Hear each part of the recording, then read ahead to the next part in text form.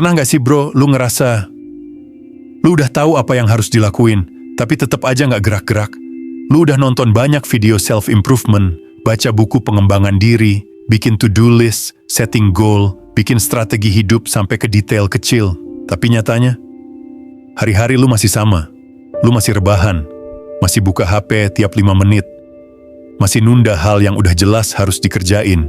Dan parahnya lagi, lu tahu itu semua salah, tapi lu tetap ngelakuin. Lu pernah di posisi itu bro, penuh pemikiran, penuh rencana, tapi nggak ada tindakan nyata. Kepala sibuk, hati gelisah, tapi kaki nggak pernah melangkah. Itulah yang disebut dengan mental macet. Dan seringkali, penyebabnya bukan karena kita bodoh, bukan karena kita lemah, tapi karena kita terjebak dalam overthinking yang kita bentuk sendiri. Hari ini gua nggak akan kasih lu motivasi murahan. Gua nggak akan bilang, semangat, kamu pasti bisa. Tapi gua bakal ngajak lu duduk sebentar, kita ngobrol, pelan-pelan. Tentang kenapa kita terlalu banyak mikir, tapi nggak pernah gerak. Dan gimana cara keluar dari kubangan itu, biar hidup kita nggak berhenti di kepala aja. Poin 1, overthinking. Itu bukan tanda cerdas, tapi tanda lu nggak mau disakiti. Banyak yang ngerasa, semakin sering lu mikir, semakin kelihatan pinter, semakin banyak pertimbangan, semakin lu kelihatan bijak. Tapi kenyataannya bro, overthinking bukan tanda cerdas. Overthinking itu seringkali tanda bahwa lu nggak mau sakit. Lu mikir terus karena lu takut kecewa. Lu mikir terus karena lu takut kalau usaha lu nggak sesuai ekspektasi. Lu mikir terus karena lu nggak mau gagal. Padahal kegagalan itu bagian dari perjalanan. Dan yang lebih bahaya lagi, lu mikir terus karena lu pengen segalanya sempurna. Pengen semua plan 100% siap, baru mulai. Padahal bro, dunia nggak nungguin kesiapan lu. Waktu nggak nunggu lu pede dulu. Semua orang yang berhasil, bukan karena mereka mikir paling panjang, tapi karena mereka berani ambil risiko, meskipun belum tahu semua jawaban. Overthinking itu kayak nunggu ombak reda buat nyebur ke laut. Padahal laut gak akan pernah 100% tenang. Kalau lu nunggu semua tenang, lu gak akan nyebur seumur hidup. Dan lu akan terus berdiri di pinggir, lihat orang lain berenang sambil mikir, gua juga bisa kok, asal nanti ombaknya tenang. Tapi nanti itu gak akan dateng bro, kalau lu gak nekat jalan duluan. Poin 2, semakin lama mikir, semakin gak percaya diri buat mulai. Lu pernah gak sih bro, ngerasa excited banget buat mulai sesuatu? Misalnya, pengen bikin konten, pengen mulai usaha, pengen daftar kerjaan impian. Tapi karena terlalu banyak mikir, lu jadi over-prepare. Lu pikirin semua skenario. Lu bandingin alat yang dipakai orang lain. Lu bandingin hasil orang lain. Sampai akhirnya, excited itu hilang. Semangat itu luntur. Yang tersisa cuma bingung.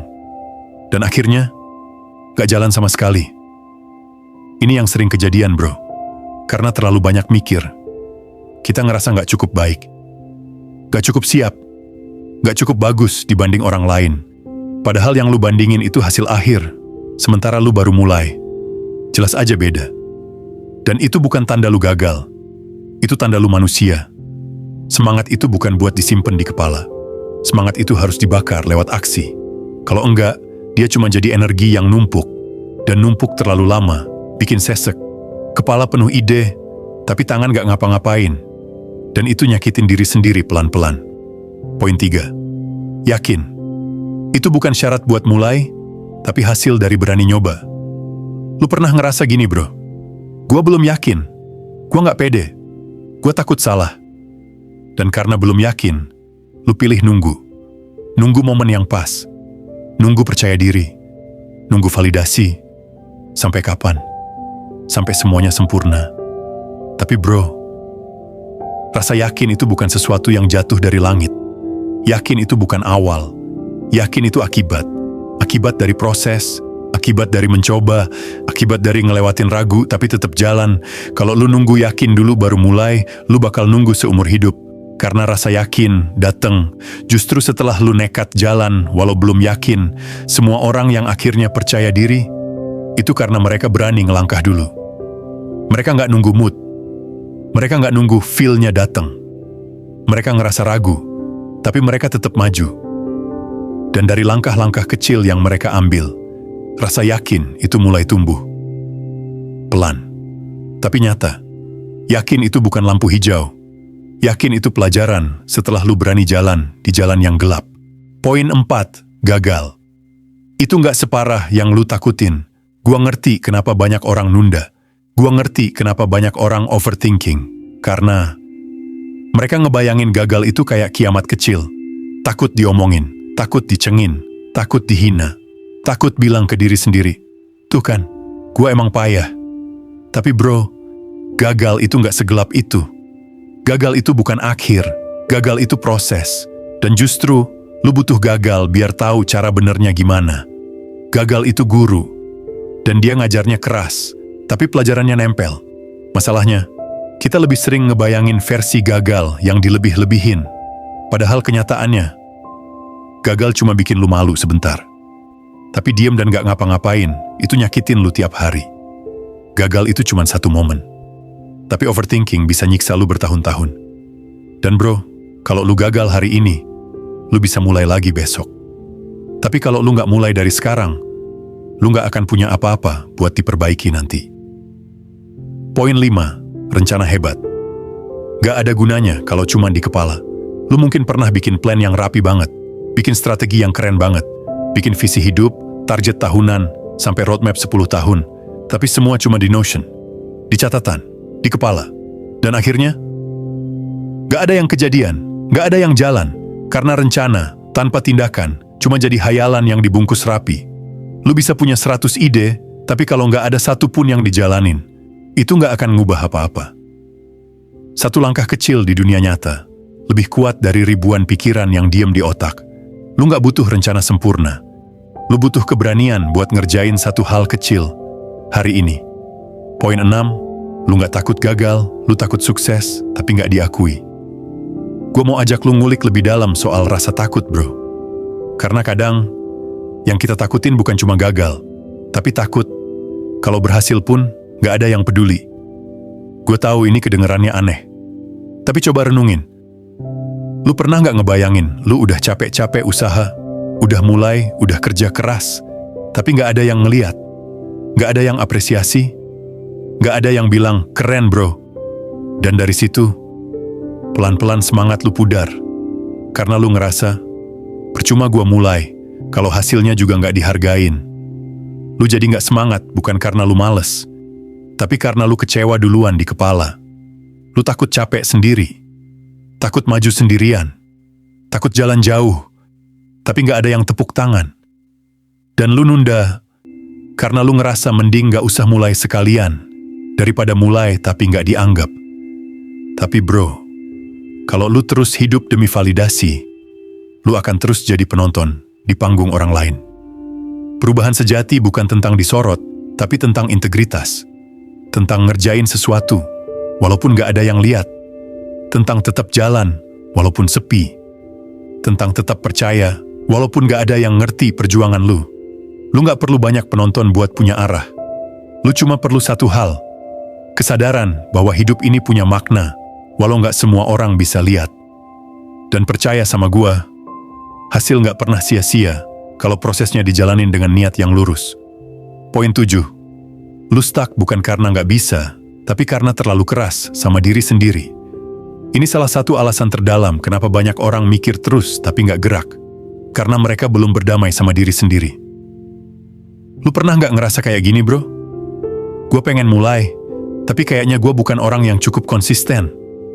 Gue pengen berubah, tapi kayaknya gue selalu gagal terus. Gue udah coba berkali-kali, tapi selalu balik ke pola lama. Pelan-pelan, lu mulai nyimpulin sesuatu tentang diri lu. Lu mulai ngecap diri sendiri. Gue ini emang gitu. Gue ini emang pemalas. Gue ini gak bisa diatur. Gue ini gak punya disiplin. Dan di situ letak jebakan paling halusnya bro.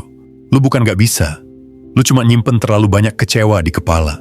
Terlalu banyak trauma kecil yang gak lu sadarin. Terlalu sering dijatuhin ekspektasi orang, sampai lu jadi kehilangan kepercayaan sama diri sendiri. Dan parahnya, lu jadi kayak musuh buat diri lu sendiri.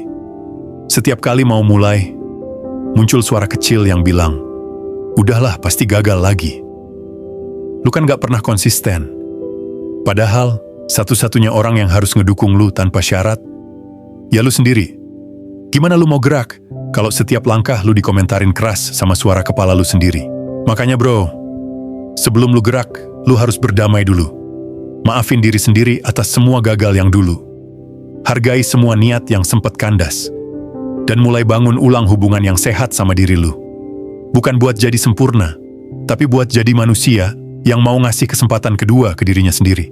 Karena kadang, yang lu butuh bukan sistem baru, bukan goal baru, tapi pelukan dari diri sendiri yang bilang, gak apa-apa kalau lu sempet jatuh, sekarang kita bangkit bareng.